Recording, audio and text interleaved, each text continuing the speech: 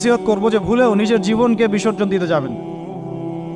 আল্লাহ রাব্বুল আলামিন আপনাদেরকে সৃষ্টি করেছেন তার ইবাদত করার জন্য এবং তার জমিনে তার দিনটাকে প্রতিষ্ঠা করার জন্য। হেলায় খেলায় আপনার জীবনটা নষ্ট করবেন না, ঠিক আছে ভাই? আল্লাহ বোঝার তৌফিক দান করেন। তো কলম সৃষ্টি করার পরে কিয়ামত পর্যন্ত সব লেখা হয়ে গেছে। এখন আমাদের এই পৃথিবীতে তো মানুষ ছিল না, ছিল? এদিকে মনোযোগ দেন। এই পৃথিবীতে কি আগে মানুষ ছিল?